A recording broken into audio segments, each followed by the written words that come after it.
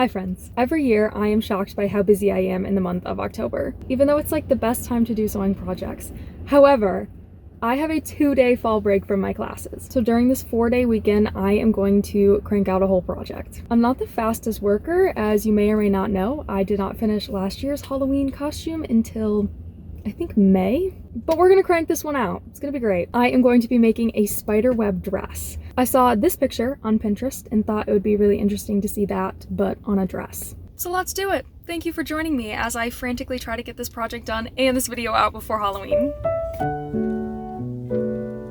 Here's the game plan for supply shopping. I am going to start at thrift stores. I'm gonna try to find a black dress that I can work with. If I can't find anything, then I'm just gonna go to Joann's or Hobby Lobby and just get some black fabric. But I'm hoping it won't come to that because I don't have very much time. First store, not successful. I kind of got distracted by looking at books. Store number 2, here we go. At store number 2, I found this long black dress that had roses along the top. It was a little loose on me, but I liked the fabric, the length, and it was in good shape, so I bought it as an option. We do have one option, but I am going to take a look in one other store.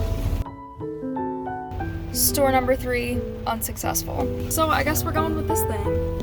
After this, I went to Hobbs Lobs and Michael's to find beads. My inspiration photo from Pinterest has very small, round, clear beads. I was hoping to find something similar, and I did. There were actually so many options, but I settled on 2 sizes of round, clear beads. Alright, here's what we're working with. I'm gonna start today off by taking off this rose stuff on the top. I'm just gonna take a seam ripper to it. I don't think it's gonna be that difficult to get off. Next, I'm going to add a zipper, because right now it does not have a zipper, but it is quite a bit loose on me. So I'm gonna go ahead and do those things today, and then from there, I'm gonna make a spider web. Yeah, let's get started.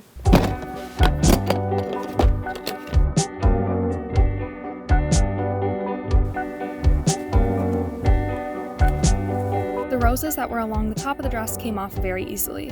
I am gonna save them. I'm sure they'll be useful for some project down the road. After those were taken care of, I cut open the back of the dress to make a spot for the zipper. I also cut away some of the material from either side so that the dress would fit me better. Here's me adding fabric glue so that the edges wouldn't fray. After that was dry, I was able to sew in the zipper.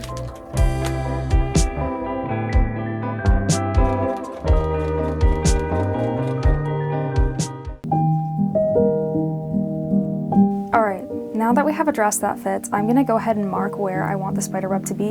I know that I want it to be kind of like on the side and just like one big spider web. That's my plan. I'm like not prepared to put the dress on because it is freezing cold in my room. I did do a test the other night to see how I wanted to do the spider web. I tried a couple different ways of doing it. As you can see, I found that just doing that, it's like way too pointy. But if I lay them like a little bit loose, kind of like that, and then I secure it in the middle, I kind of like how that looks, and then I tested how I was gonna do the beads, and that worked out too. So I'm gonna get into this dress. It's gonna be freezing cold. I just made some markings. This one right here is gonna be the center of the spider web, and then all of these other marks are just the basic lines of where the center is going to. I'm a little bit concerned because there are 2 layers on this dress, so I'm not sure if that's gonna make it kind of janky. This definitely did cause me to mess up, as you can see, but I got the hang of it after restarting a few times. The strategy was to start in the middle and move outwards to the tape markings to create these basic lines. I individually tied and cut each strand rather than making it continuous, because I made a lot of mistakes and I had to start many lines over again. Oh, I went all the way through the other side on accident. Let's go ahead and try that again. Side note, can you guess what show I was watching by this clip of me mindlessly singing along? Anyways, this step was extremely time consuming. I learned that having the dress on the hanger is not equivalent to the way that it sits on the body, so I had to try it on between each strand to make sure they weren't too tight or too loose. This top strand here took about 9 tries. After several hours of work and many episodes of we had the basic structure of the spider web.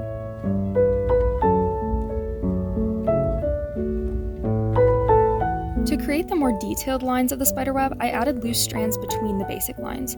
These were each secured in the middle to make them curved.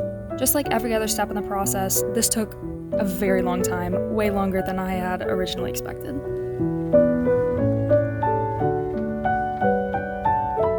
Here's how the web turned out. Here's the inside of it as well. It looks a bit crazy.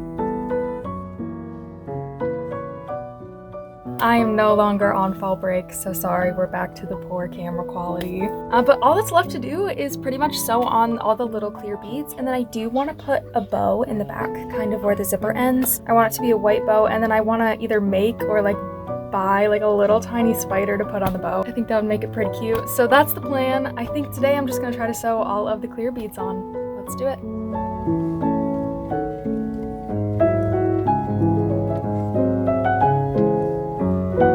After doing the first bunch of these, I'm coming to realize that this is going to take a very long time. So I'm going to go ahead and start watching TV while I do this. We're going to watch something that is on theme. I decided to watch The Amazing Spider-Man 2 because for some reason it's the only Spider-Man movie that I hadn't already seen. I failed to realize that my tripod had slowly fallen, so unfortunately I can't show you the riveting hours of work that went into adding all the beads. After that was done, I just had to get supplies for the finishing touch. I thought that I was gonna have to make the bow myself, but this is even better. Finding a spider was a bit more challenging. I just went to Michael's. They had a lot of Halloween decorations that were on clearance. I was looking through one of those bins and there was like a spider on something else. But see, it was just attached to another decoration of something that was already kind of broken and it was falling off and it was in a clearance bin. So I took the spider.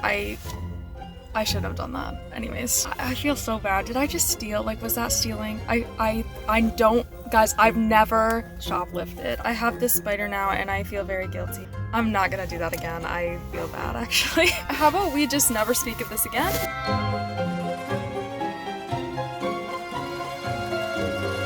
It's okay.